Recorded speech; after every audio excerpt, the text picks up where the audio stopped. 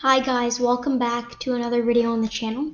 Today we're going to be learning how to print out a circle using Turtle in Python. So we're just going to import our Turtle, which is the obvious thing to do because we're going to be using Turtle to print out this circle. So import Turtle. Now we need Python to know what we're using to draw out the circle. So we're going to create a variable for that, which is Turtle is equal to Turtle dot capital T in the next Turtle parentheses. And then to print out a circle using Turtle, there's just a simple function for this. Now, whatever you have for this variable that is like blank is equal to Turtle dot Turtle parentheses. So whatever you have here is going to be used in the first word for our printing circle function. So it's going to be Turtle dot circle parentheses, and then you enter the radius into those parentheses. So if I say 90, for example, and run this, it'll print out a circle with the radius of 90. Now, like I said before, for example, if you change this to your name, my name is Satvik, and if I change Satvik is equal to turtle.turtle, I have to change, if I run this, it'll print a new turtle.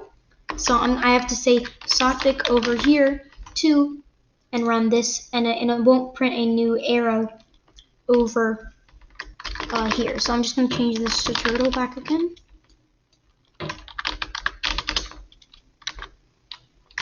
Something went wrong over here. So just Turtle space is equal to Turtle.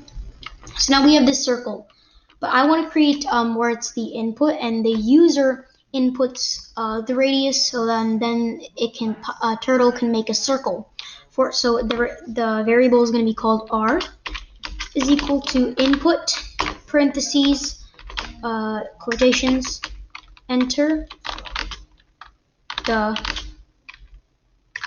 radius. Enter the radius.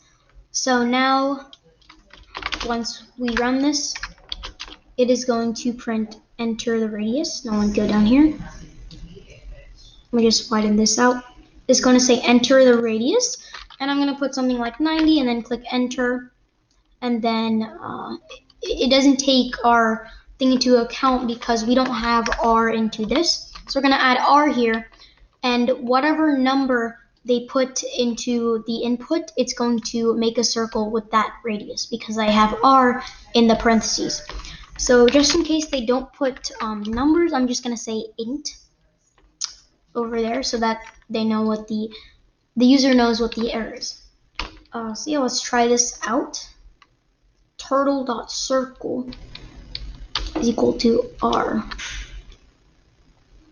So I think we need to print. There's some sort of error here. So the error was, it says bad input on line 5, and I think we just have to remove the int. The code still works, which is fortunate.